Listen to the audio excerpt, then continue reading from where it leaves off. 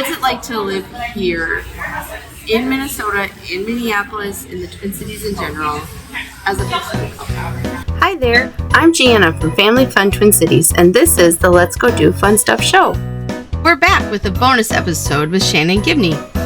I'm personally on a journey myself to learn about other people's lived experiences, especially those who don't look like me.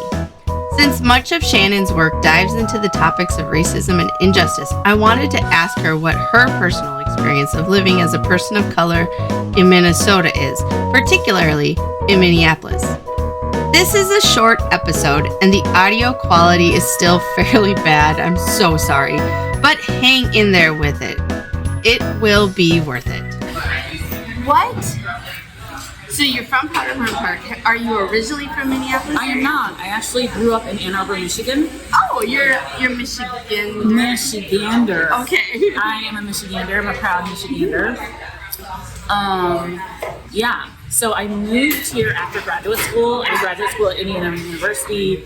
So it was about 2002. So I've been here 22 years now. Yeah. Yeah. So your family, like your kids, they're Minneapolis. Oh my God, they are proud Minnesotans. Okay. Those two, yes. Yes. I think when I first came here 20 years ago, it was actually more frustrating for me to be here because there wasn't a shared understanding between BIPOC and white communities about the racial disparities, the differences in access to housing, access to good health care, access to decent education. I mean, I always say essentially all the things that matter, right? Right. And so, I found myself as a 27, 28-year-old, constantly getting sort of shut down into arguments with white people sometimes about like, well, this state is great. It's great to raise kids. It's great to, my response is always like, yeah, if you're white, it's great. Mm-hmm. And that really just, gets under people's skin. Yeah. With the whole Minnesota nice thing. Yeah. So, but in the past 20 years, because of frankly, all the activism, all the writing, all the art that BIPOC people of color have been doing, that dominant narrative has been shifting.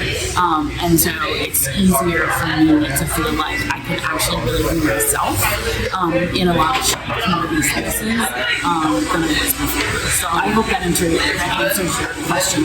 Yeah. It's really, it was very deep. Thank you.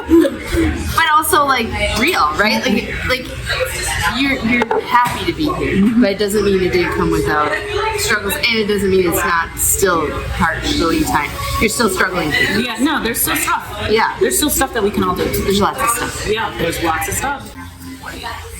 I would first encourage all your viewers to check out a book that's been circulating widely in Minnesota since it's been published, and which I am so lucky to have the first essay in.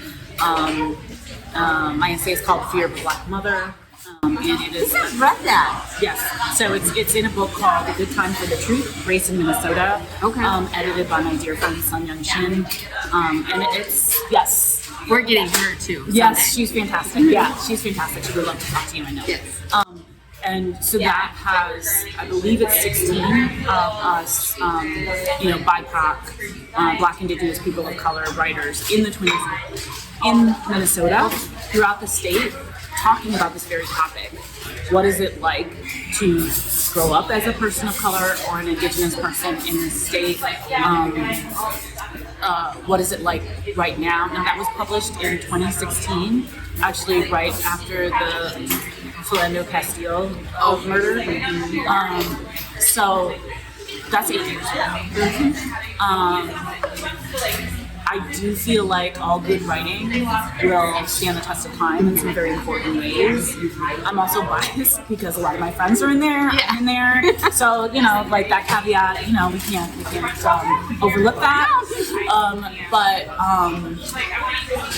So I can say a few things, but I just encourage people, if they're really interested in that topic, to delve into that book. The essays are very accessible. and they're very real and they're very well written. And you can think about essays too. You can take one at a time. Okay, I have 10 minutes here before I got to pick up my kid. I've got 10 minutes there in the bathroom or whatever it is. So highly recommend that. I also wrote a piece during the pandemic about my son was 11 for TPT, it was a follow-up to that first essay about as my son is aging, becoming more a young black male. He's not a cute little black boy. He's now getting into dangerous territory. Yeah, I mean, sometimes I look at him just, out of the corner of my eye, walking across the living room, and I'll be like, okay, he's a young black man now, and it's the kind of thing where you can mentally prepare yourself all you want, but being emotionally and psychologically prepared for what that means, that's a completely different thing. I think my experience in Minnesota overall has been a good one. That's why I've stayed here. I've been able to build a really good life for me and my kids in a beautiful place. I mean, it's the same reason why a lot of white people stay here. Because we have beautiful green spaces. We've got lakes. We've got places to camp. We've got Minneapolis here. It's like one of the main quotes that everybody knows for city planning is like, oh, we need to have a park, a 7-minute walk from where everybody lives, and we do, right? I mean, it's amazing. A lot of places don't have that.